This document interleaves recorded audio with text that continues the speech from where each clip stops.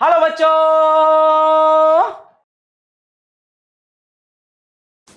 All right, hello everyone. So, welcome back to the platform of Physics Wala, and this is your very own PACE batch. And I am Tina Chopra, your zoology mentor.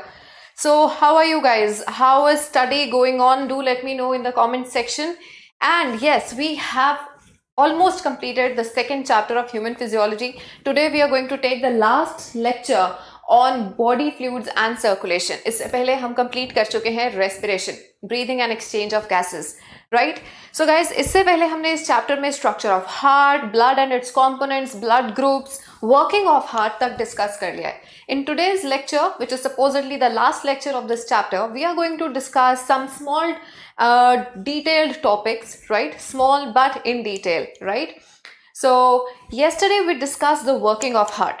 अब उस working of heart को अगर हमें study करना है तो हम किस तरह से स्टडी करते हैं? हार्ट इज वर्किंग प्रॉपरली और नॉट, तो वो किस तरह से स्टडी किया जाता है? Let's get on to that. So the topic is ECG, right? So this is that technique which helps us to study the working of heart, कि हार्ट काम कर रहा है, ठीक कर रहा है, कोई भी गड़बड़ हो रही है, तो सबसे पहले जो हमारे पास टेक्निक होती है that is ECG. Let's get to understand this. So guys, ECG stands for electrocardiography. ठीक है, ग्राफी वर्ड कहीं पे भी आ जाए, जियोग्राफी, ठीक है. Graphy means to study, electro means electrical activity, क्योंकि हमने कल पढ़ा था कि आपका हार्ट जो है वो मायोजेनिक हार्ट है, इम्पल्स खुद प्रोड्यूस करता है. सो इम्पल्स को हम हमेशा इलेक्ट्रिकल एक्टिविटी के साथ कंपेयर करते हैं, राइट? तो उस इलेक्ट्रिकल एक्टिविटी को, हार्ट की इलेक्ट्रिकल एक्टिविटी को स्टडी करना, that is known as ECG. Now ECG can also be written as electrocardiogram, and we have the third term electrocardiograph.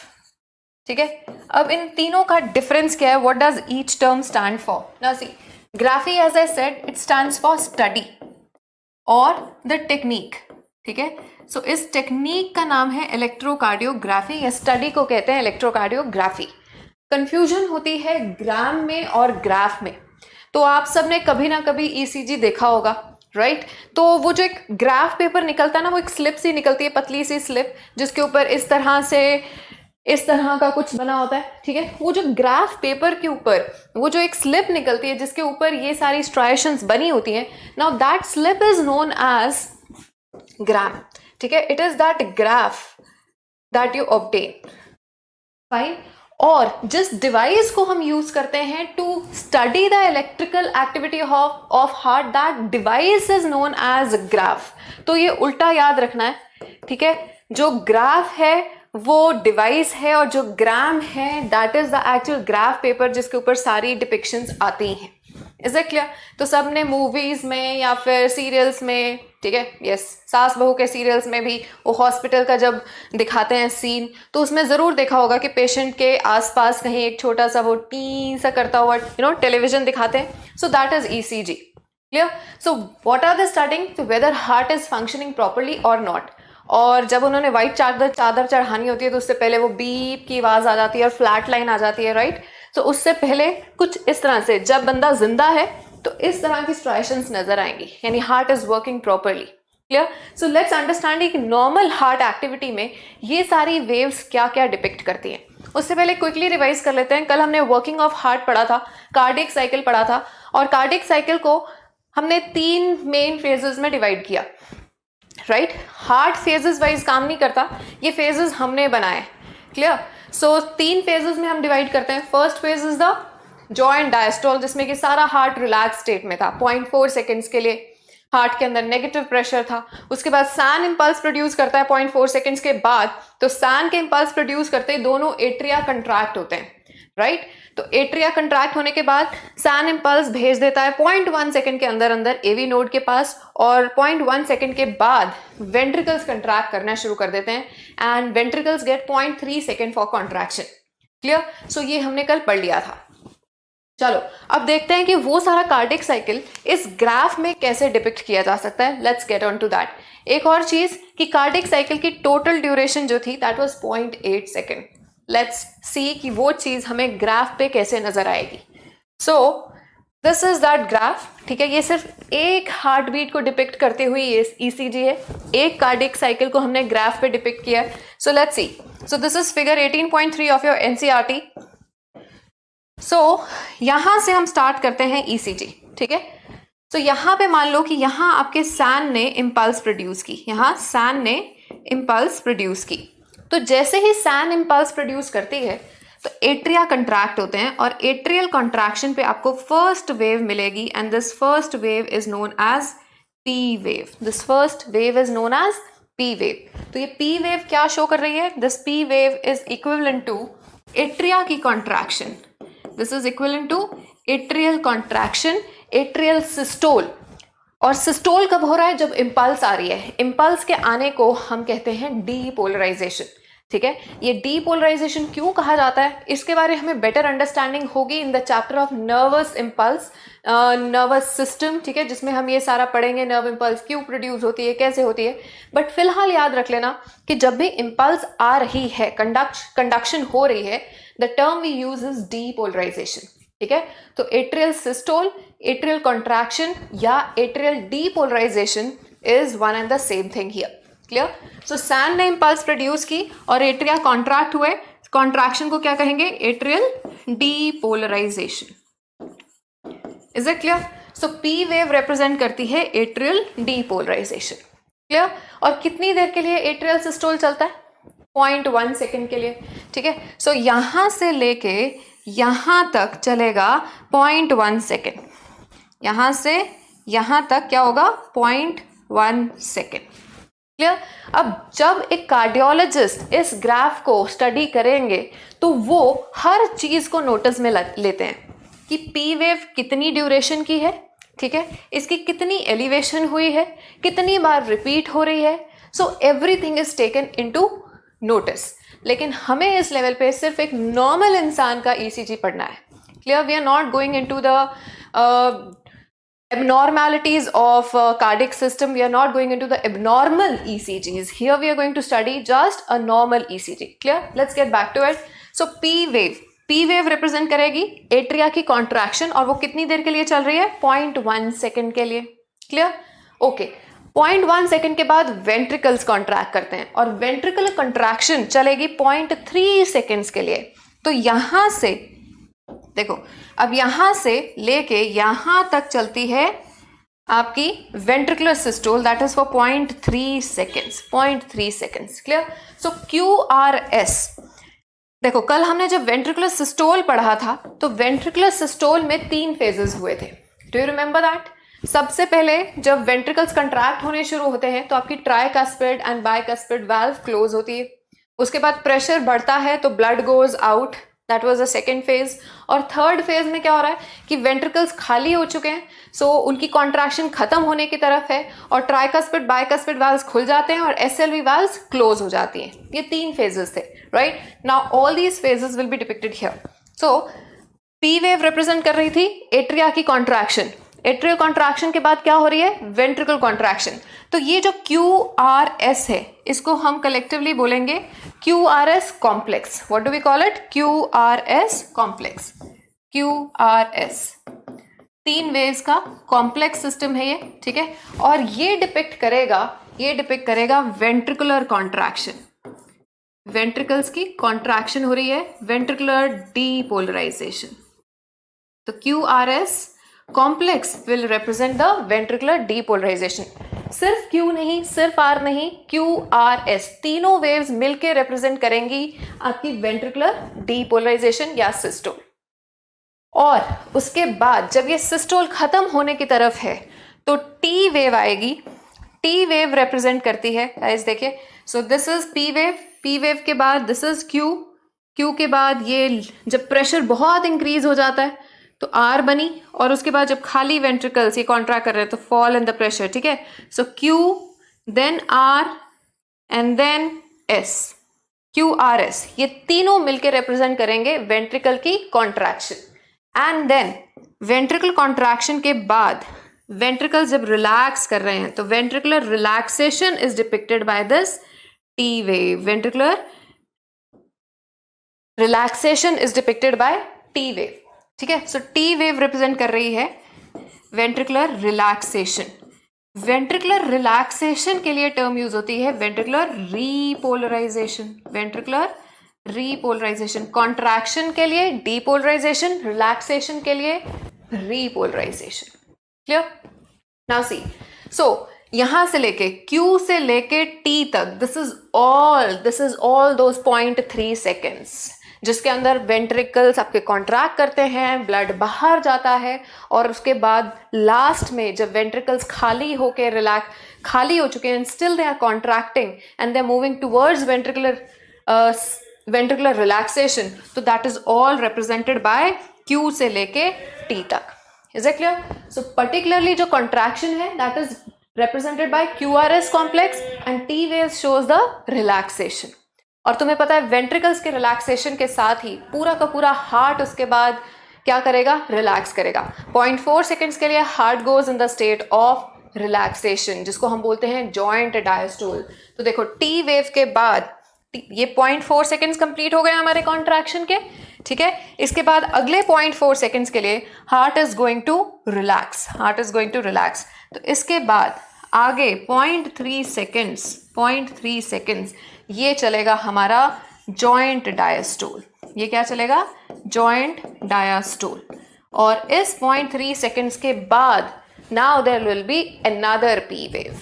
Is it clear? So NCERT ने बस यहां तक explain किया है, हम उसका पूरा कार्डियक साइकिल स्टडी कर रहे हैं। 0.8 सेकेंड्स के अंदर क्या क्या हुआ है। 0.1 सेकेंड के लिए हो रहा है पी वेव यहां से यहां तक, so this represents a atrial systole. Clear? और उसमें से जैसे ही सैन इंपल्स प्रोड्यूस करती है, सैन के इंपल्स प्रोड्यूस करते ही आपके पास आती है एट्रियल डीपोलराइजेशन। लेकिन पूरा एट्रियल सिस्टोल कहां तक एक्सटेंड करेगा? यहां तक, जब तक Q स्टार्ट नहीं हो जाता। So this whole represents atrial systole, ठीक है, रिप्रेजेंट्स एट्रियल सिस्टोल।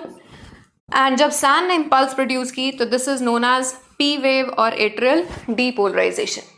इसी तरह से जब वेंट्रिकल्स कॉन्ट्रैक्ट करते हैं तो you get this QRS complex. Clear? पर टोटल जो वेंट्रिकुलर कॉन्ट्रैक्शन है जिसमें कि उसने ब्लड को इजेक्ट भी करना है और उसके बाद खाली वेंट्रिकल्स ने भी कॉन्ट्रैक्ट करना है, जिसकी वजह से टीवी और बीवी ओपन होंगी एंड एसएल भी पीछे की तरफ क्लोज होंगी, तो वो सारा कब होगा?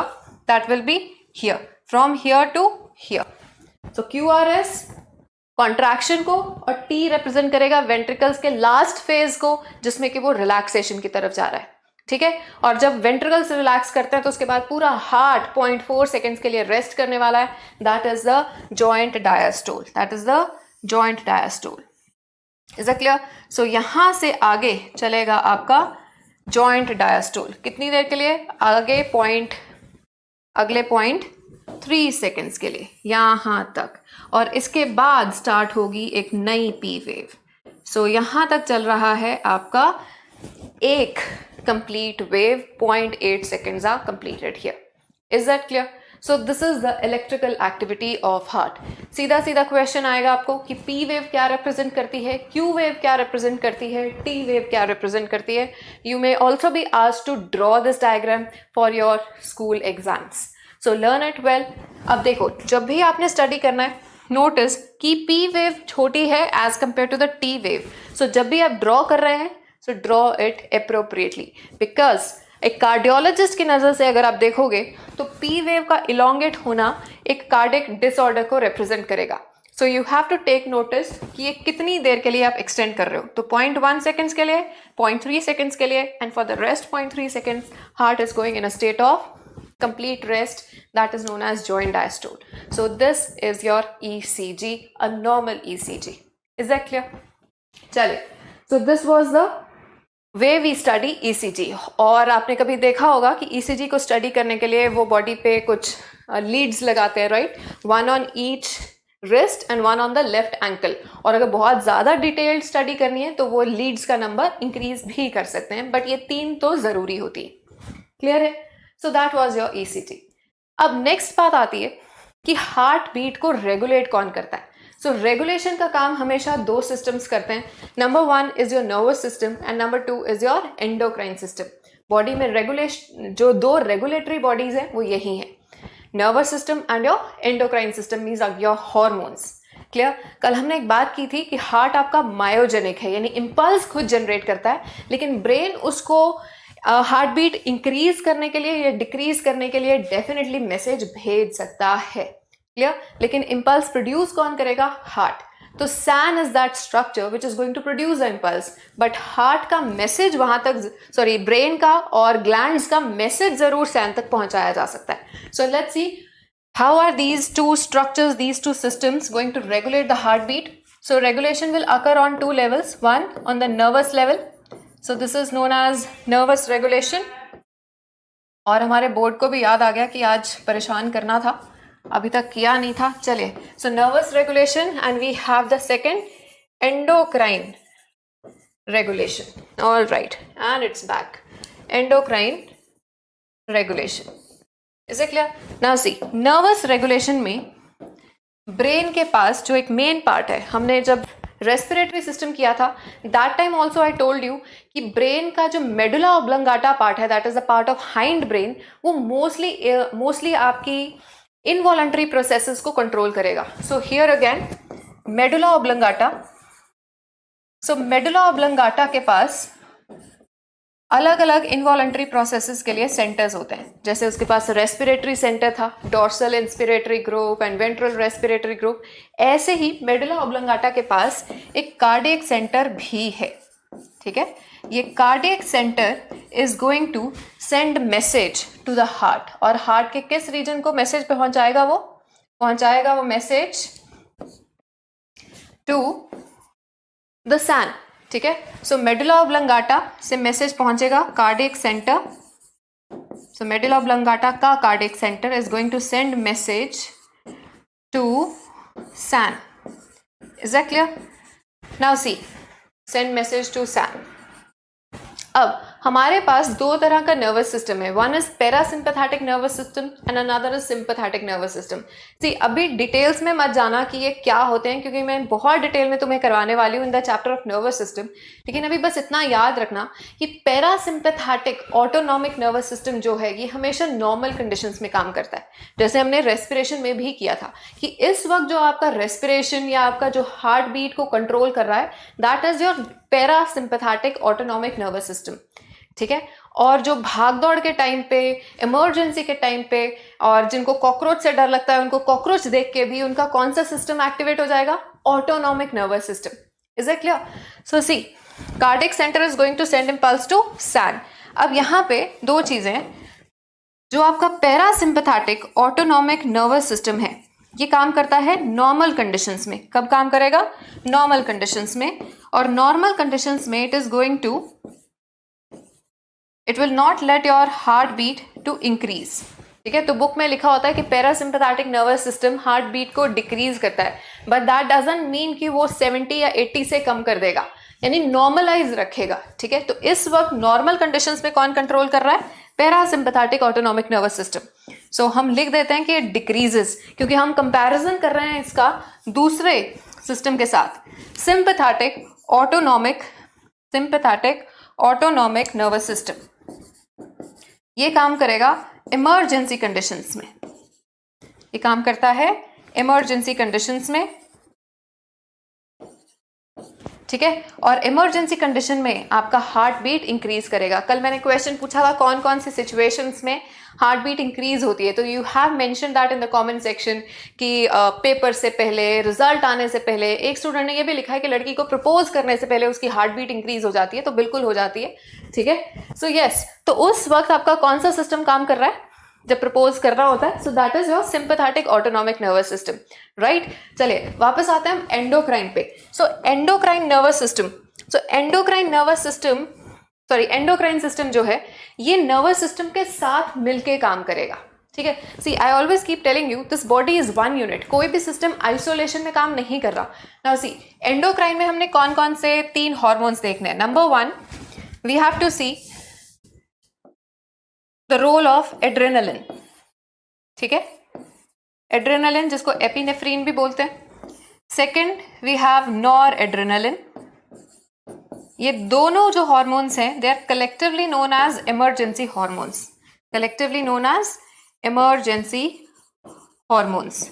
And they are both produced by adrenal gland, produced by adrenal gland. और एड्रिनल ग्लैंड जो किडनी के ऊपर ग्लैंड होती है वो अलग अलग तरह के हार्मोन्स प्रोड्यूस करती है। इसका मेडुला रीजन प्रोड्यूस करता है ये इमरजेंसी हार्मोन्स, ठीक है। इनको कलेक्टिवली हम कैटेकोलामाइंस भी बोल देते हैं, कैटेकोलामाइंस। अमीन्स के डेरिवेटिव्स होते हैं ये कैटेकोलामाइंस। तो ये दोनों ही जो इमरजेंसी हार्मोन्स हैं they are going to increase the heart rate, they are going to increase the heart rate. Is it clear? So इसका मतलब ये किसके साथ काम कर रहे हैं? ये काम कर रहे हैं हमारे सिंपैथेटिक ऑटोनॉमिक नर्वस सिस्टम के साथ। So both of them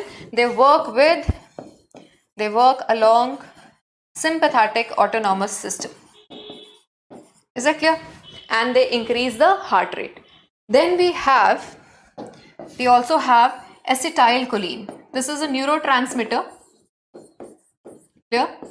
Acetylcholine, और ये काम करता है हमारे पैरासिम्पैथेटिक नर्वस सिस्टम के साथ। ये पैरासिम्पैथेटिक नर्वस सिस्टम के साथ काम करेगा। एंड क्या कर रहा है parasympathetic autonomic nervous system? It is keeping your heart rate normal, but if we compare it with this your sympathetic autonomous system, तो वो क्या करेगा? It will decrease your heart rate. Clear? So it is going to decrease your heart rate. So decrease का मतलब guys यहाँ पे बिल्कुल नहीं है कि ये 70 या 80 से कम कर देगा, नॉर्मल रखेगा। डिक्रीज का मतलब ये है कि हम उसको कंपेयर कर रहे हैं दूसरे ऑपोजिट ऑटोनॉमिक नर्वस सिस्टम के साथ, that is SANS। Is that clear? इसके अलावा अगर हम हार्ट के अंदर कैल्शियम आयंस इंजेक्ट करते हैं, ठीक है, तब भी देखा गया कि कैल्शियम आयंस जो हैं वो भी हार्ट रेट को इंक्रीज करते हैं, ठीक है, हार्ट रेट को इंक्रीज करेंगे। Okay, now there is another hormone is thyroxine. Thyroxine ऐसा हार्मोन है जो आपकी फिजिकल, मेंटल, सेक्सुअल सारी डेवलपमेंट्स को रेगुलेट करता है। आपके बेसल मेटाबॉलिक रेट को रेगुलेट करेगा। मेटाबॉलिज्म कैसा है, इंक्रीज करना है, डिक्रीज करना है, कौन कंट्रोल कर रहा है? थायरॉक्सिन। एनर्जी प्रोडक्शन को कौन कंट्रोल करता है? थायरॉक्सिन। हीट प्रोडक्शन को थायरॉक्सिन, ब्लड प्रेशर को थायरॉक्सिन, ठीक है। हार्ट रेट को कौन रेगुलेट करेगा? थायरॉक्सिन। तो अगर थायरॉक्सिन ज्यादा हुआ तो आपकी हार्ट रेट भी इंक्रीज होगी। तो यहाँ पे एक चीज और याद रख लेंगे कि हार्ट रेट थायरॉक्सिन ने भी, अगर थायरॉक्सिन बढ़ा तो हार्ट रेट इंक्रीज होगी। इसीलिए जिन लोगों के अंदर थायरॉक्सिन का लेवल हाई रहता है, यानी hyperthyroidism, we'll discuss it again in the chapter of chemical coordination, तो वहां तक तुम्हें याद होगा। देखो, हम पूरी ह्यूमन फिजियोलॉजी पढ़ने के बाद उस चैप्टर को करेंगे, क्योंकि पूरी ह्यूमन फिजियोलॉजी में हम इन हॉर्मोन्स का इफेक्ट देख चुके होंगे। Clear? So thyroxine is going to increase the heart rate. Clear? तो जिन लोगों में हाइपर थायरॉइडिज्म रहता है, यानी थायराइड ग्लैंड ओवर एक्टिव रहती है, थायरॉक्सिन ज्यादा बनता है, उनका हार्ट रेट भी ज्यादा रहता है, उनका ब्रीदिंग रेट भी ज्यादा रहता है, ब्लड प्रेशर हाई रहेगा, मेटाबॉलिक रेट ज्यादा रहेगा, हीट प्रोडक्शन ज्यादा रहेगी। Are you getting this? ठीक है। सो ये है एंडोक्राइन ग्लैंड्स का इफेक्ट, यानी हॉर्मोन्स का effect on your heart rate. Is that clear? चले आगे आते हैं। तो ब्लड वेसल्स, अभी तक हमने ब्लड पढ़ लिया, हार्ट पढ़ लिया, वर्किंग ऑफ हार्ट पढ़ लिया, और सारे एस्पेक्ट्स कर लिए हमने इन दो चीज़ों के। तीसरा जो हमारा बहुत इंपॉर्टेंट कंपोनेंट है ब्लड वास्कुलर सिस्टम का, that is blood vessels. In the very beginning of the chapter, that is in lecture number 1, I have told you that we have closed circulatory system. ठीक है, closed circulatory system का मतलब होता है कि हमारा blood हमेशा वेसल्स के अंदर फ्लो करेगा। ठीक है, ऑर्गन के आसपास कभी भी ब्लड नहीं होता। अगर हमारे ऑर्गन्स के आसपास ब्लड होता, यानी जितनी खाली स्पेस है वहां पे ब्लड भरा होता, तो जितनी ओपनिंग्स है वहां से ब्लड बाहर आएगा। Is that clear? But that is not the case. Why? Because our blood only flows in the blood vessels. These blood vessels are arteries, veins and capillaries. ठीक है, हाँ ये जरूर है कि हमारी हर कैपिलरी के अंदर ब्लड नहीं होता है। जो 5 या 6 लीटर आपके अंदर ब्लड है वो जरूरत के हिसाब से रेगुलेट किया जाता है, चैनलाइज किया जाता है। जिस ऑर्गन का की जरूरत है उस तरफ ब्लड को चैनलाइज किया जाएगा, बाकियों से ब्लड विड्रॉ करके। इसलिए all the capillaries are not filled with blood all the time. Is that clear? चलिए, तो ये पॉसिबल क्यों है? क्योंकि हमारा ब्लड सिर्फ वेसल्स में फ्लो करता है। अगर वेसल्स में फ्लो ना करता, यानी कि क्लोज्ड सर्कुलेटरी सिस्टम ना होता, तो हम इस तरह से ब्लड को रेगुलेट नहीं कर सकते थे कि इस तरफ ज्यादा जाए या उस तरफ ज्यादा जाए। मीन्स उसका जरूरत के हिसाब से इक्विटेबल डिस्ट्रीब्यूशन पॉसिबल ना होता। Is it clear? हमारी बॉडी में इक्वल डिस्ट्रीब्यूशन नहीं होता है, इक्विटेबल होता है। इक्वल का मतलब सबको एक जैसा मिलना, इक्विटेबल का मतलब जरूरत के हिसाब से प्रायोरिटाइज करना। Is it clear? अब इस वक्त अगर मैं बोल रही हूँ, so my brain is working, right? So my blood is being more circulated towards the brain. आप पढ़ रहे हो, your blood is being more circulated towards your brain. जब खाना खाते हैं तो उसके बाद ब्लड जो है वो ज्यादा आपके डाइजेस्टिव सिस्टम की तरफ चैनलाइज किया जाता है ताकि एब्जॉर्प्शन अच्छी हो सके। Is it clear? इसी तरह से अगर भाग दौड़ कर रहे हो तो ब्लड किस तरफ है? ब्लड है आपका मसल्स की तरफ। बहुत बार आपने सुना होगा मम्मी पापा को कहते हुए कि जी चलते फिरते खाना नहीं खाना चाहिए, आराम से बैठ के खाना चाहिए, क्योंकि जब आप चल फिर रहे हो तो blood is towards your muscles. But what we want is that when we are eating food, वो फूड डाइजेस्ट होने के साथ साथ अच्छी तरह से एब्जॉर्ब हो, ज्यादा से ज्यादा ब्लड किस तरफ चैनलाइज हो? Towards your digestive system. This is only possible in the closed circulatory system. Is that clear? चलिए अब ब्लड वेसल्स देखते हैं कि हमारे अंदर कौन कौन सी हैं। So we have 3 main types of blood vessels, one is artery, then vein and capillaries. Clear? So let's discuss it. देखो जो आर्टरी है, आर्टरी बचपन से हम इसकी क्या डेफिनेशन कर रहे हैं? आर्टरी की, आर्टरी की डेफिनेशन जो हमने बचपन में की है दैट इज कि जिसके अंदर ऑक्सीजनेटेड ब्लड होता है वो आर्टरी है। लेकिन आज हम ये याद रख लेंगे कि आर्टरी, कल हमने हार्ट का परसों जब हमने हार्ट का स्ट्रक्चर किया था, ठीक है, वी हैव सीन कि pulmonary artery is an exception. तो pulmonary artery contains deoxygenated blood. तो उस एक्सेप्शनल केस की वजह से हम ये डेफिनेशन नहीं दे सकते कि आर्टरी वो वेसल है जिसके अंदर ऑक्सीजनेटेड ब्लड है, right? So we have a standard definition. देखो आर्टरी हमेशा वो वेसल होती है जो हार्ट से ब्लड को दूर लेके जाती है, and generally it carries oxygenated blood, but the standard definition is what? It carries blood away from heart and towards the organ. Clear? और vein क्या होती है? जो blood away from organ and towards the heart लेके जाएगी। Is it clear? और इन दोनों के बीच में क्या आती हैं? आपकी capillaries. Let's see that. So this is artery. Clear? This is your artery. This is vein. And this is the smallest blood vessel called capillary. Is that clear to all? Now see, artery. Artery के बारे में हमने बात की कि heart से blood को दूर लेके जा रही है।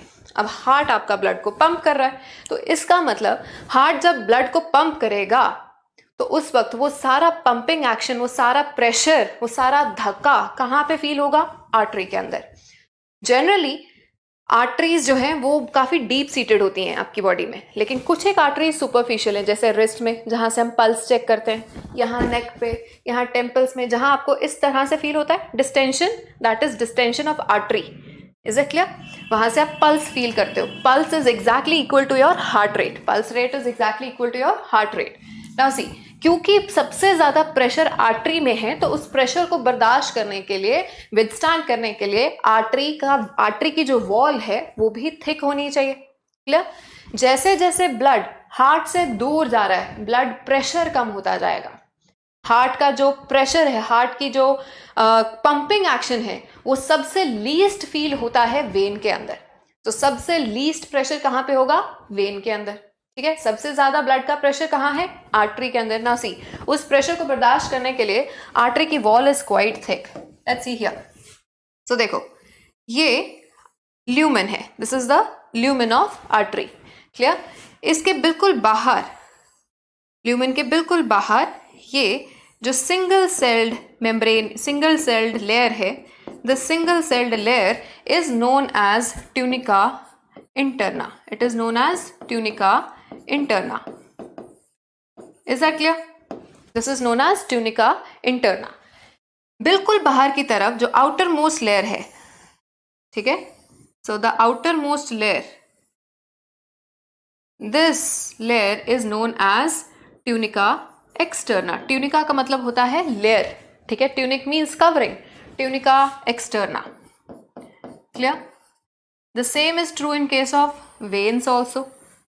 Tunica externa, this one is tunica externa, and the innermost is tunica interna here.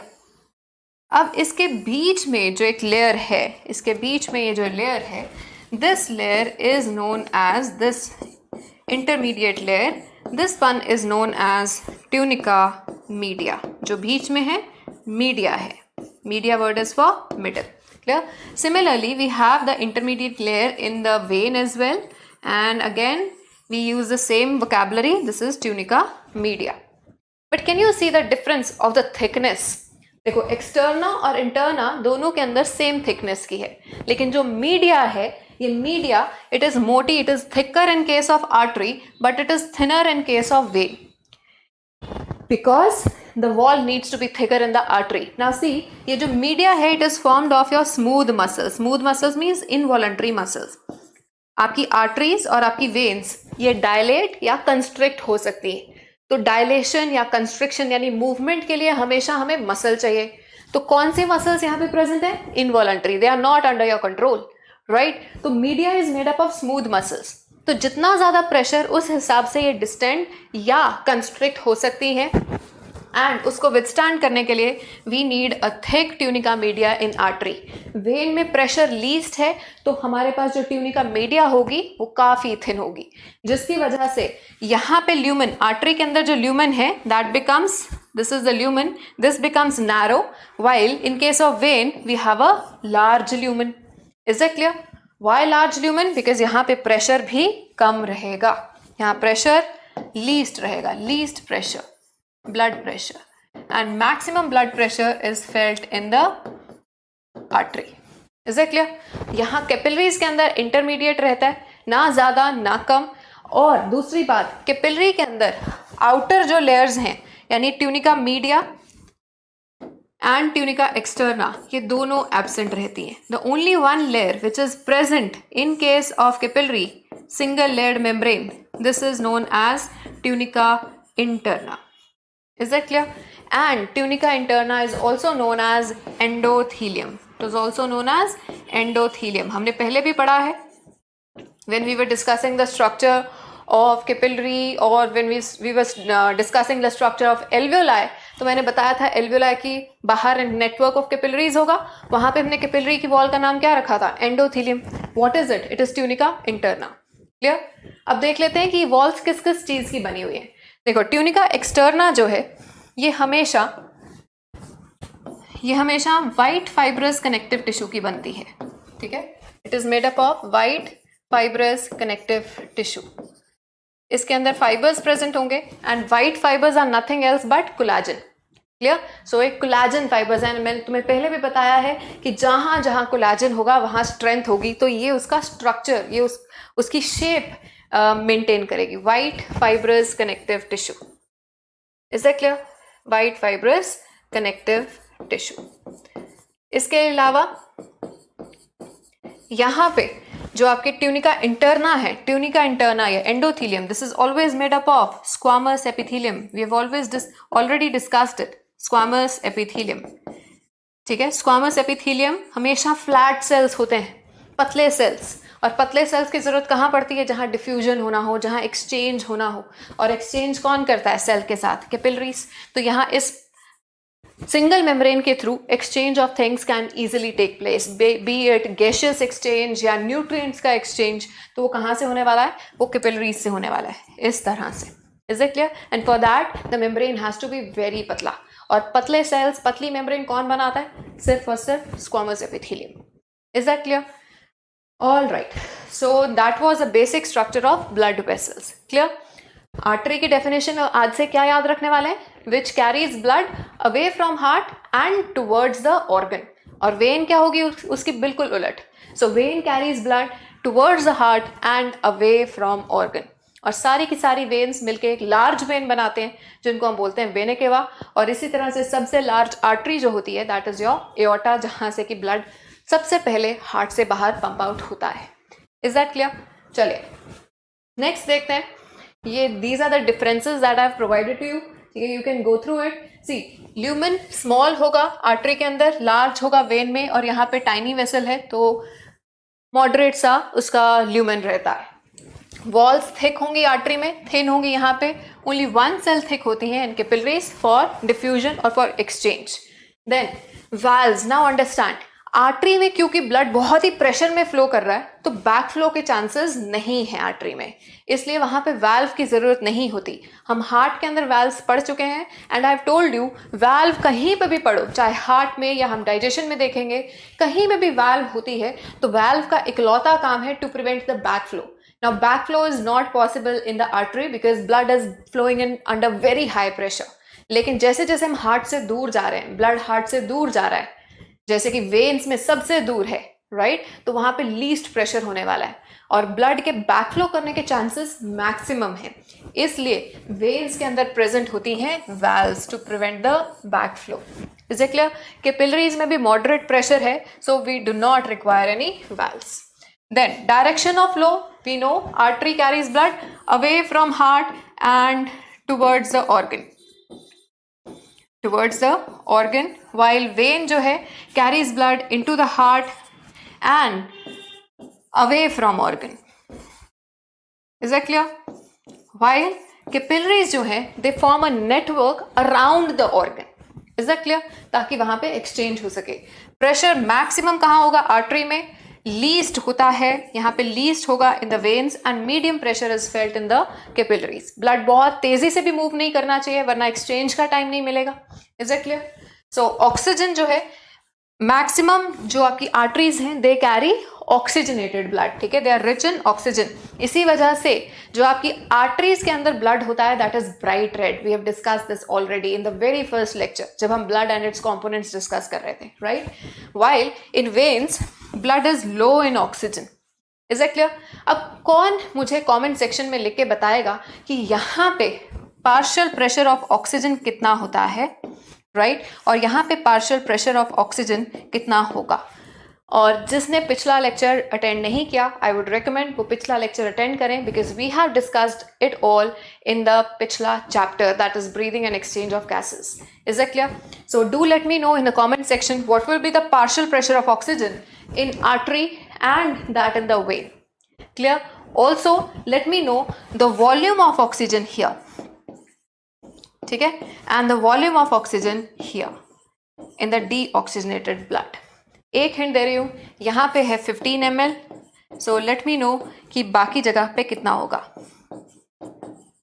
So you have to answer, you have to give 3 answers: partial pressure of oxygen in the artery, partial pressure of oxygen in the vein, as well as the volume of oxygen in the artery. I have told you the volume of oxygen present in the deoxygenated blood, that is in vein, is 15 ml. Is that clear? So tissues में जब blood आया, जब tissues की तरफ oxygenated blood आया था तो उसके पास कितना वॉल्यूम ऑफ ऑक्सीजन था, और जब गया था तो उसके पास 15 ml था, और वो टिश्यूज को देके गया था 5 ml। तो लेके कितनी आया था? Let me know in the comment section. Anyways, so these were the differences guys, and once again, so we know here we have a heart, right, so heart is present right here. Heart से arise होने वाली आपकी aorta, right, और aorta will break down into lots of arteries. So see, this is the artery, this is the artery. So artery की outermost wall, so outermost wall is made up of connective tissue, white fibrous connective tissue, white fibrous connective tissue. And what is this layer? It is tunica externa. उसके बाद ये the intermediate layer, this layer is made up of smooth muscles and this is tunica media, right? And the innermost layer known as endothelium is also known as tunica interna and it is made up of squamous epithelium. Clear? और ये जो आपकी outermost layer है, so this is the artery, ठीक है, this is the artery, and now this artery is going to break off into lots of arterioles. तो artery टूटती है arterioles में, arterioles further टूट जाएंगे into lots of small blood vessels and these blood vessels are known as capillaries. These are known as capillaries. These are all capillaries. Is that clear? ये capillaries rejoin होके बना देती हैं, these capillaries they will rejoin to form these small ducts and these small ducts are known as venules. and फिर बहुत सारी venules जो हैं ये मिलके बना देंगी आपकी vein. बहुत सारी venules, these venules will together form the vein. Is that clear? So this is the vein which will carry blood now towards the heart. So this will carry blood towards the heart. और बहुत सारी veins मिलके एक बड़ी when बनाती हैं, which is known as vena cava, and we have two vena cava, superior and inferior.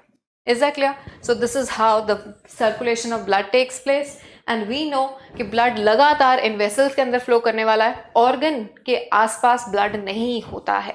Lower organisms के अंदर हम देखेंगे कि blood जो है वो जहाँ खाली space मिलती है वहाँ flow करता है, which is known as open circulatory system. लेकिन open circulatory system is not very efficient. Is it clear? चले. So that was about the blood vessels.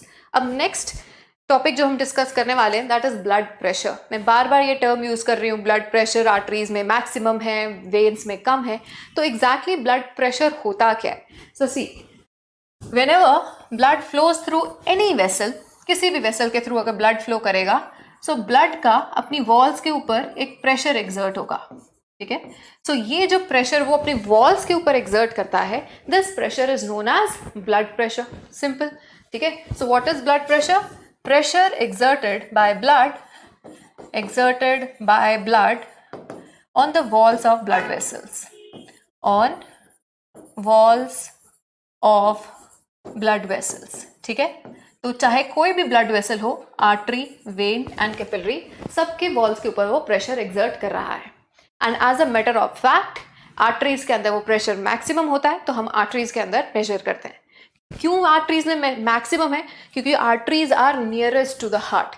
ठीक है. देखो, हार्ट इस तरह से कॉन्ट्रैक्ट कर रहा है. सिंपल सी बात है, अगर आपके पास कोई बैलून है, ठीक है, और आप बैलून में पानी भर के उसकी नोजल ओपन करते हो तो पानी बाहर जाएगा, राइट. लेकिन अगर मैं पीछे से बैलून को प्रेस करूं तो वो पानी तेजी से आगे जाएगा, राइट. सो इसी तरह से जब हार्ट कॉन्ट्रैक्ट करता है तो ब्लड जो है वो ज्यादा प्रेशर से आगे जाता है. तो प्रेशर तो वैसे भी फील होना ही है, चाहे ब्लड पंप हो रहा हो, हार्ट पंप कर रहा हो या ना कर रहा हो. तो हार्ट रिलैक्स करता है तब भी प्रेशर फील होता है. जब हार्ट कॉन्ट्रैक्ट करेगा, यानी वेंट्रिकल कॉन्ट्रैक्शन, राइट, जब ब्लड गोज आउट तो वेंट्रिकल्स आर कॉन्ट्रैक्टिंग, तब भी ब्लड प्रेशर फील होगा. फर्क इतना है कि जब हार्ट रिलैक्स करेगा तब प्रेशर कम होगा. जब हार्ट की तरफ से पीछे से एक धक्का आ रहा है, एक पुश आ रहा है उसकी कॉन्ट्रैक्शन के दौरान, तो ये ब्लड प्रेशर ज्यादा फील होने वाला है. ठीक है. सो ब्लड प्रेशर के दो कंपोनेंट्स हैं. See, so blood pressure abbreviated as BP, blood pressure के दो कंपोनेंट्स हैं. What are the two components? एक प्रेशर वो जो हार्ट की रिलैक्सेशन के टाइम पे है, that is known as diastolic pressure. Diastolic pressure, clear? Diastolic pressure known as DP, right? And the other pressure is, other component is when heart is contracting, that is known as systolic pressure. Systolic pressure, SP. Clear? तो जब भी हम blood pressure show करते हैं तो blood pressure overall is the fraction of both the pressures. Blood pressure is systolic pressure upon diastolic pressure. Is it clear? So it is always a fraction. तो देखो अब इसकी वैल्यू कितनी है. जब हार्ट रिलैक्स करता है, रिलैक्सेशन से टर्म आई डायस्टोल, तो डायस्टोल के टाइम पे pressure, diastolic pressure, the normal diastolic pressure is, that is 80 mm of mercury. Is it clear?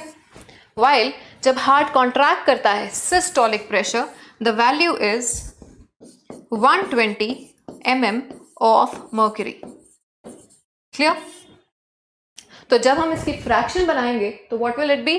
Normal blood pressure would be, so the normal blood pressure would be systolic pressure, that is 120 upon diastolic pressure, that is 80, and mm of mercury will be cancelled. तो fraction के कभी भी units नहीं होते हैं.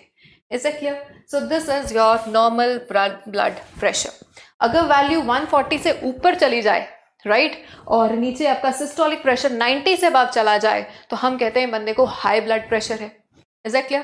और इसी तरह से अगर ये 120 के बजाय 100 से कम चला जाए, ठीक है, और ये 60 से लो चला जाए तो उसको कहते हैं कि the person is suffering from low blood pressure, BP low. But the scientific terms use for low blood pressure is hypotension. Tension means pressure, hypo means low, and high blood pressure को क्या कहते हैं? Hypertension. Is it clear? चले, So this was about blood pressure. Now अगर मैं systolic और diastolic pressure का difference लूँ, नाउ सी हियर, ये तो फ्रैक्शन थी, that was a blood pressure. अगर मैं सिस्टोलिक प्रेशर और डायस्टोलिक प्रेशर का डिफरेंस लूँ तो that gives us pulse pressure. That will give us pulse pressure. So this is the formula of pulse pressure. So what will be the normal value of pulse pressure? 120 minus 80, that is 40 mm of mercury. Not given in NCERT, but if you can learn it, learn it. ठीक है. Pulse और heart beat एक दूसरे के साथ coincide करेंगे. जितनी बार heart beat करेगा उतनी बार आर्टरी में एक धक्का फील होगा, एक प्रेशर फील होगा, एक डिस्टेंशन फील होगी. सो पल्स में क्या होता है, आपको इस तरह से फीलिंग होती है कि आर्टरी बाहर की तरफ जा रही है, राइट. वो बाहर की तरफ क्यों जा रही है, क्योंकि पीछे से एक धक्का आया. So every time heart beats there is a pulse felt. इसलिए हार्ट बीट और पल्स एक दूसरे के इक्वल होते हैं. क्लियर.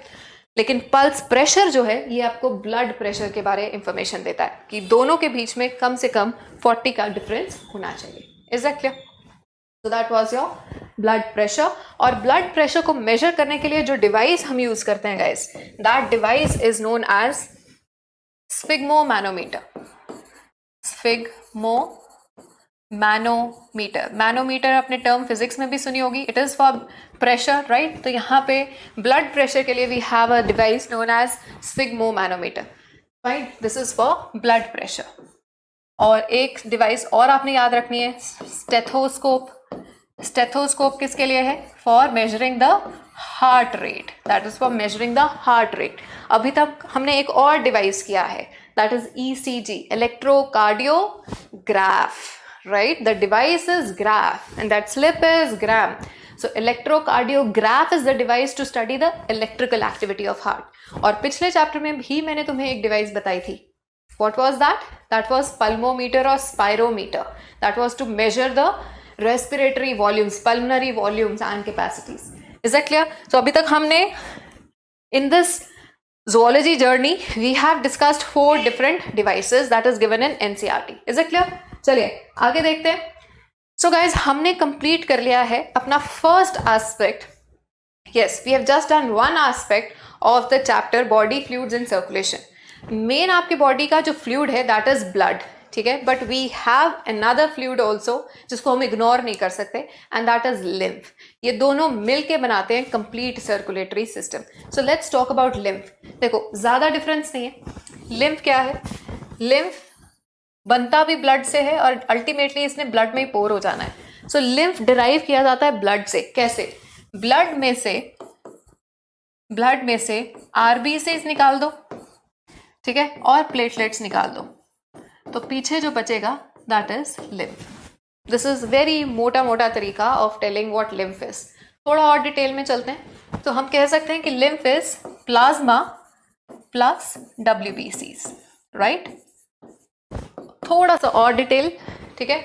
अब प्लाज्मा में ये जो WBCs हैं ये कौन से हैं? विच WBCs? Not all the WBCs. Lymph का नाम ही आया है लिम्फोसाइट से. सो plasma plus lymphocytes, right, and monocytes. तो मेन ये 2 WBCs होते हैं आपके लिम्फ के अंदर. सो this is the composition of lymph, ठीक है. ना क्योंकि इसके अंदर RBC नहीं है तो लिम्फ जो है of course it would be colourless. So it is, इसके और फीचर्स देखते हैं. It is colourless. Number 1 colourless है.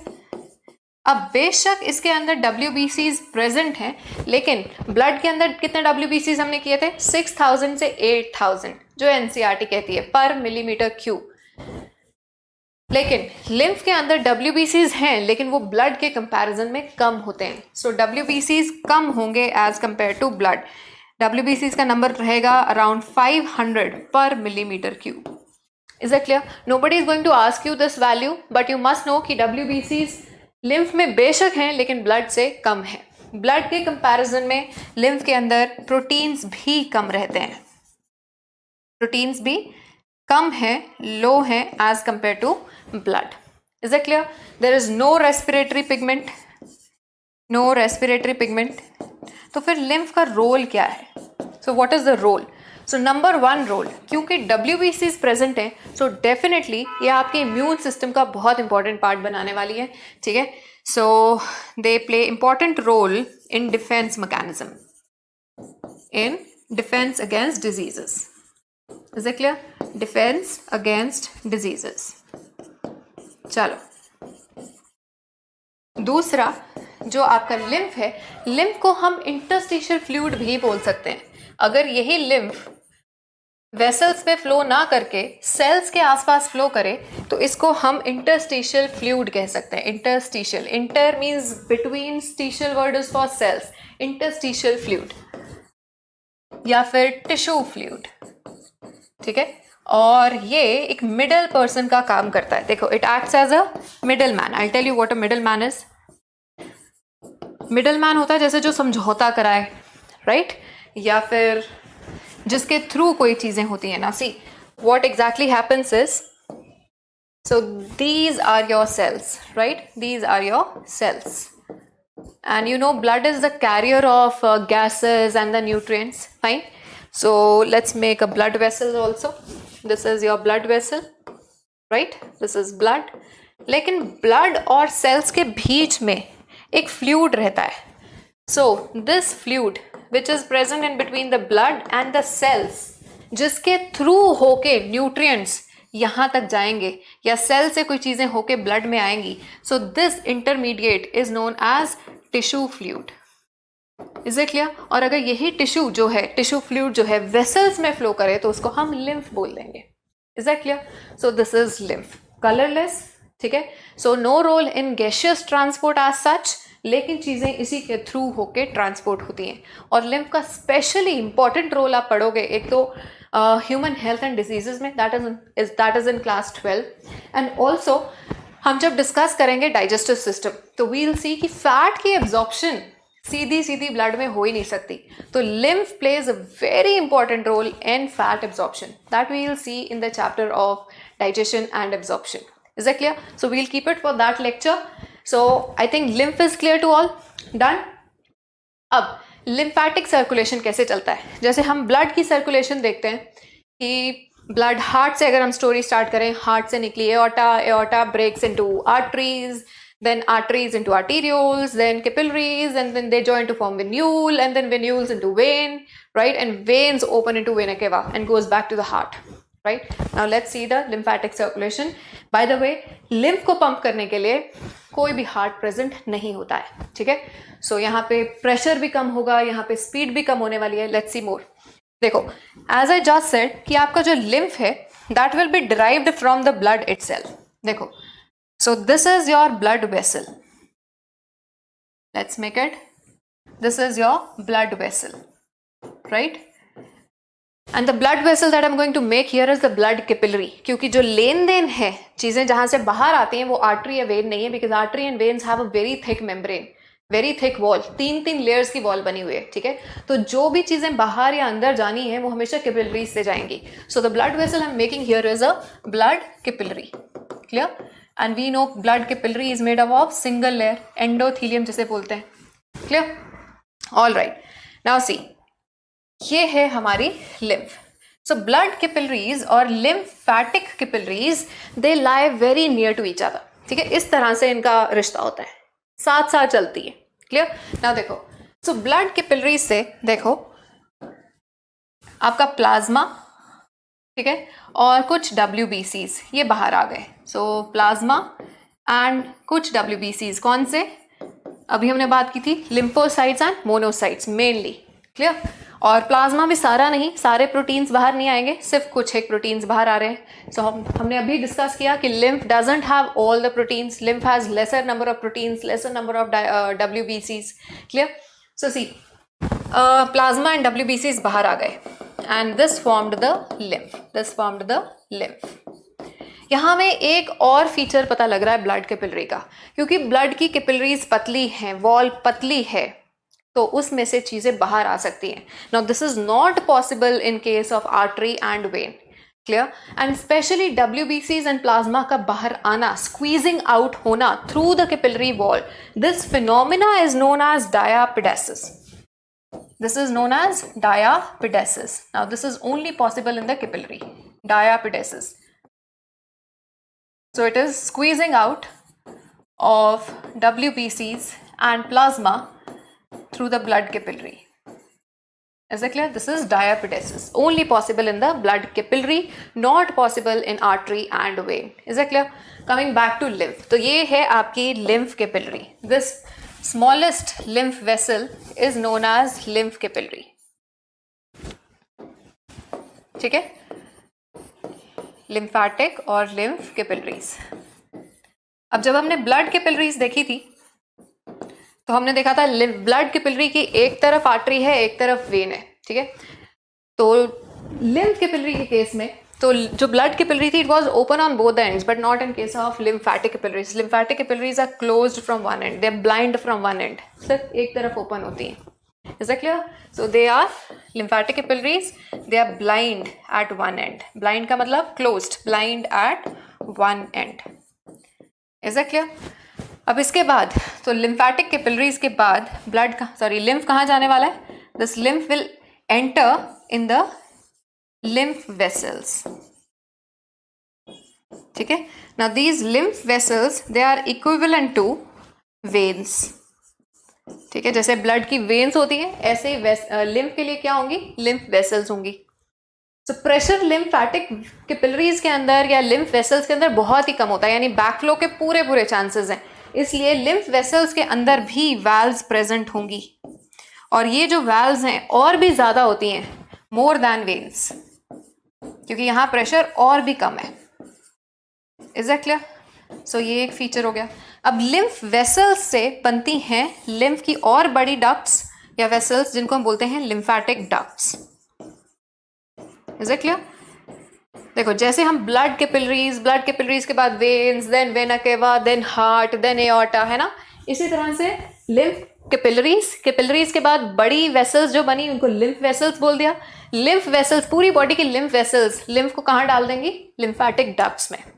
ठीक है, जैसे हमारे वेना केवा होती हैं ऐसे यहाँ पे लिम्फैटिक डक्ट्स होती हैं. 2 लिम्फैटिक डक्ट्स होती हैं यहाँ पे नियर योर नेक रीजन. ठीक है, और यहाँ से लिम्फैटिक डक्ट्स जो हैं ये लिम्फ को वापस डाल देंगी आपकी वेन्स के अंदर. तो लिम्फ निकलता भी ब्लड से है और वापस भी ब्लड में जाने वाला है. ठीक है, तो लिम्फैटिक डक्ट्स कितनी है? 2, and they are going to pour lymph back into the veins, into the veins. Is that clear? और कौन सी वेन्स है? सब क्लेवियन. Nobody is going to ask you that, but just for your information कि ये जाता कहाँ है. जो वेन्स आपके आर्म्स के अंदर प्रेजेंट है, ठीक है, ये नेक रीजन से आर्म्स के अंदर, तो यहाँ पे ही आपका लिम्फ पोर कर दिया जाता है. Is that clear?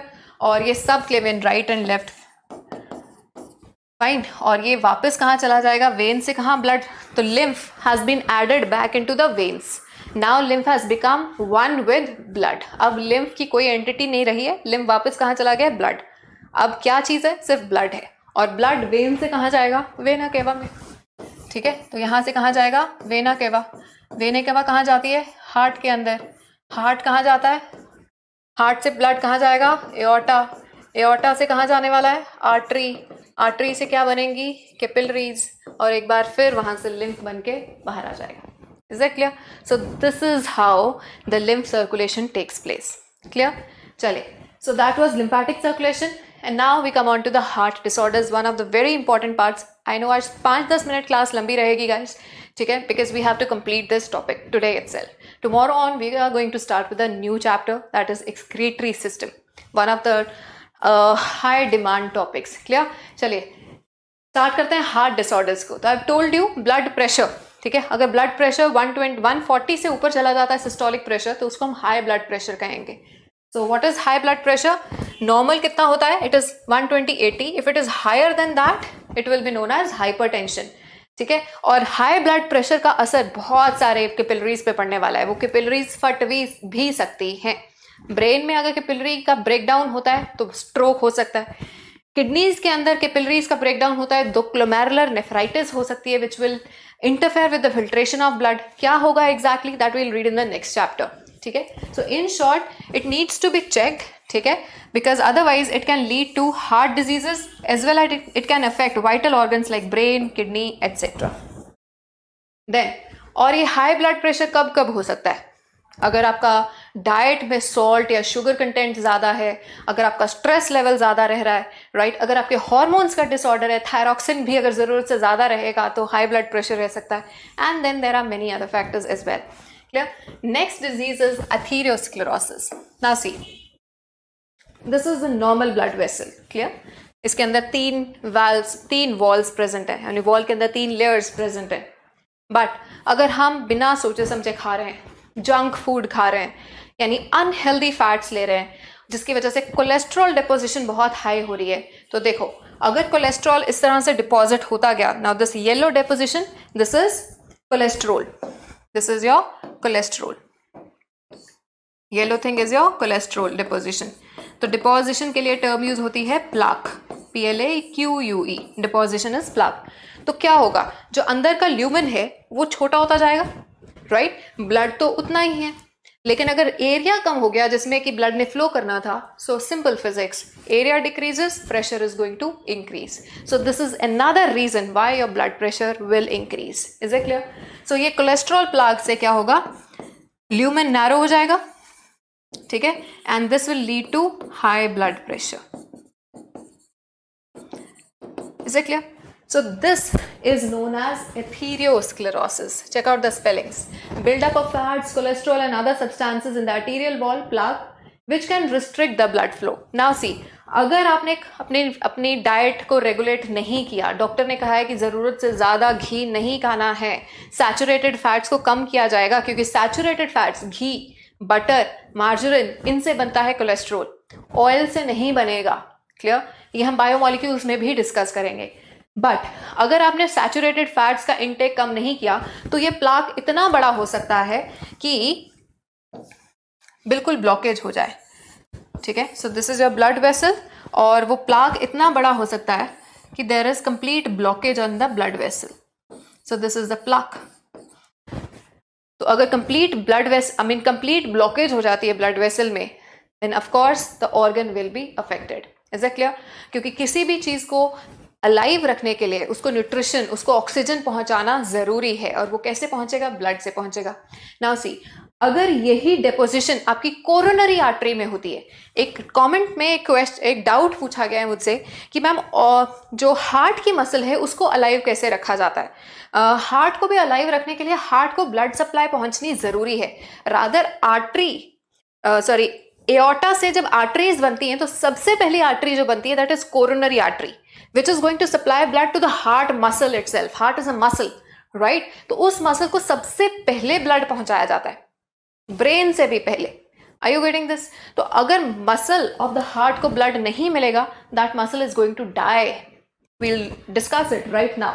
Now see, अगर ये कोलेस्ट्रॉल डिपोजिशन, अगर ये ब्लॉकेज कोरोनरी आर्टरी में होती है, कोरोनरी आर्टरी जो कि हार्ट को सप्लाई कर रही है ऑक्सीजनेटेड ब्लड, तो कोरोनरी आर्टरी में ब्लॉकेज की वजह से हो जाएगी coronary artery disease. See here, so we'll have coronary artery disease. ये किसकी वजह से हो रही है? ये एथेरोस्क्लेरोसिस की वजह से हो रही है. That is affecting the vessel that supplies blood to the heart muscle. And which blood vessel is this? Coronary artery. Is it clear? So the disease is known as coronary artery disease. Clear? अब एक और disease है, atherosclerosis. Now compare the spellings. That was ethereo. Now this is arterio. वही चीज है, blood vessel, cholesterol deposit हो रहा था, लेकिन कोलेस्ट्रॉल के साथ साथ अब उस कोलेस्ट्रॉल में कैल्शियम भी डिपॉजिट हो गया है. So see, this is cholesterol plus calcium deposition. So cholesterol के साथ साथ जब कैल्शियम डिपॉजिट होगा तो कैल्शियम जहां जहां डिपॉजिट होता है गाइस, वहां पे हार्डनेस होती है. अब कोलेस्ट्रॉल जब तक था तब तक एटलीस्ट आर्टरी जो थी आपकी इलास्टिक जरूर थी, लेकिन कैल्शियम के डिपॉजिट होने से वो हार्ड भी हो गई है. प्रेशर बढ़ रहा है. अगर आर्टरी हार्ड हो गई है तो प्रेशर विदस्टैंड नहीं कर पाएगी, रिकॉइल नहीं रहेगा. अब प्रेशर बढ़ते ही आर्टरी आपकी टूटेगी. Now in this case it will lead to, see, there is loss of elasticity. Now this is going to lead to breakage. breakage को कहते हैं hemorrhage. Is that clear? और ये hemorrhage कहीं पे भी हो सकता है. अगर ब्रेन में होता है तो स्ट्रोक, अगर अगर किडनी में होता है तो glomerular nephritis. Same is the case here. Is that clear? So breakage of capillary या capillary breakdown is known as arteriosclerosis. Clear है? चलो आगे देखते हैं। So coronary artery we have discussed. अब कोरोनरी आर्टरी के अंदर जब भी ब्लॉकेज होगी तुम्हें कैसे पता लगता है? हमें पता लगता है जब कोरोनरी आर्टरी में ब्लॉकेज होगी तो वो आर्टरी की capillary, artery will break into capillaries and supply blood और oxygen to all the parts of heart muscle. जिस भी कैपिलरी में ब्लॉकेज होगी उस हिस्से को, उस हार्ट की मसल के उस हिस्से को ऑक्सीजन नहीं पहुंचेगी एंड दैट हिस्सा, that part is going to die. जैसे ऑक्सीजन नहीं मिलेगी that part is going to die.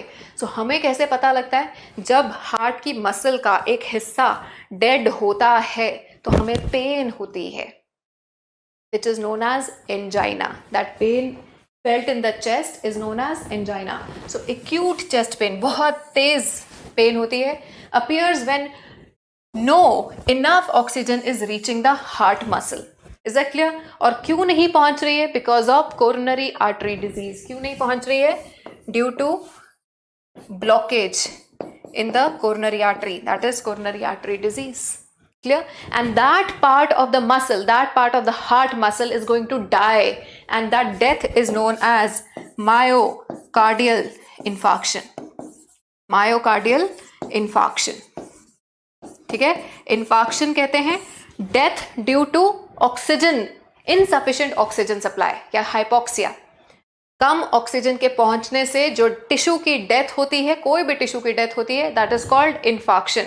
और क्योंकि यहाँ मायोकार्डियल, हार्ट की मसल की डेथ हो रही है तो that will B myocardial infarction. Is that clear?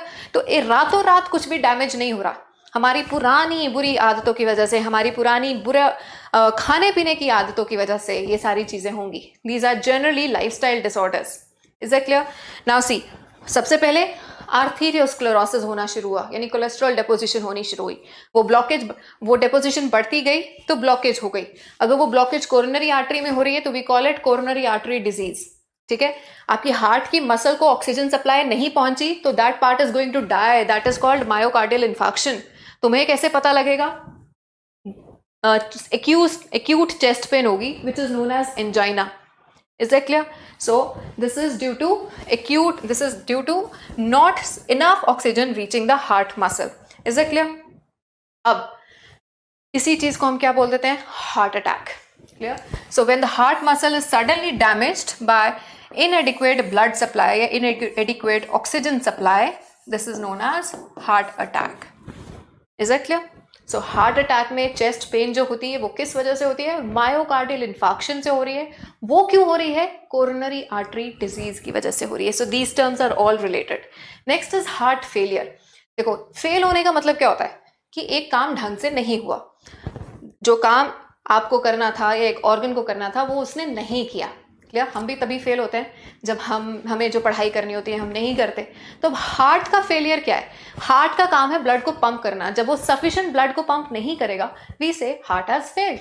ठीक है? So see, heart failure means state of heart when it is not pumping blood effectively enough to meet the needs of the body. Is it clear? So यहाँ पे एक दबाव सा feel होता है, एक प्रेशर सा फील होता है। This is known as, also known as congestive heart failure, because congestion of the lungs is one of the main symptoms of this disease. You feel a pressure here और heart is lying in between the lungs, तो ऐसा लगता है जैसे lungs किसी ने दबा दिए हो, chest किसी ने दबा दी हो। ठीक है? That is why it is called congestive heart failure. Last not the least, we have cardiac arrest. देखो, जब भी पुलिस किसी को अरेस्ट करती है तो क्या कर रही है? वो किसी को रोक रही है कुछ काम करने से। ठीक है? तो कार्डियक अरेस्ट का मतलब हार्ट रुक गया है। हार्ट का काम क्या था? पंप करना। एक है फेलियर जिसमें उसने कम पंप किया है। यहाँ फेलियर नहीं है, यहाँ पे अरेस्ट हो गया है, यानी हार्ट ने पंप किया ही नहीं।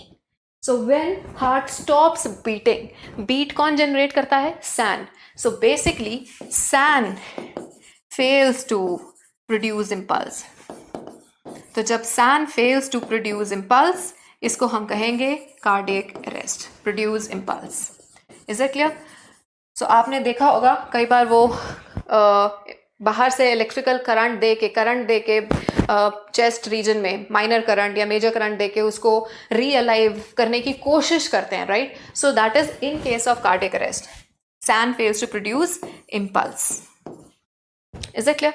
अब कई बार तो हार्ट सीधा सीधा रुक जाता है, मौका ही नहीं देता है, ठीक है, बट कभी कभी so that leads to sudden death, sudden collapse of the person, but at times a person may be lucky enough, तो सैन शुरू में ए रिदमिक होना शुरू होता है, हार्ट बीट ए रिदमिक होनी शुरू होती है, ठीक है. So patient will go to the cardiologist, cardiologist identify करेगा ईसीजी लेके, तो उसको पता लगेगा कि इरेगुलर हो रही है हार्ट बीट, ठीक है, यानी सैन अभी धीरे धीरे खराब हो रहा है. तो उस सिचुएशन में आर्टिफिशियल पेसमेकर लगा दिया जाता है, ठीक है. उस केस में क्या होता है, artificial pacemaker. Artificial pacemaker is nothing but a lithium battery. Clear है? सो वो लिथियम बैटरी 11 साल की एज होती है, उसके बाद चेंज की जाती है. So that is placed right above the SAN, जहां अंदर हार्ट में सैन है उसके लोकेशन के बिल्कुल ऊपर लिथियम बैटरी यानी आर्टिफिशियल पेसमेकर लगाया जाएगा under the skin. Is it clear? Location कहाँ है, स्किन के नीचे, लेकिन किस जगह, जहां बिल्कुल नीचे सैन हो, और वहां से इलेक्ट्रोड्स पहुंचाई जाती हैं to the SAN. So that is artificial pacemaker. But at times it's a lost case and life doesn't give us chance. तो उस सिचुएशन में सैन एकदम से बंद हो जाता है, that is your cardiac arrest. So guys, that is all in this chapter. So go through your NCERT and before we leave, let's have a neat sprint. So you are going to answer these questions in the comment section as usual, and I am definitely going through your comment section. So arteries are the best defined as, arteries को best definition क्या दोगे? They carry blood away from the heart to different organs, break up into capillaries which reunite to form the vein, carry blood from one visceral organ to another, या supply oxygenated. So you know the answer कि इसमें से best defined आपने बतानी है कि what is the best definition. Is that clear?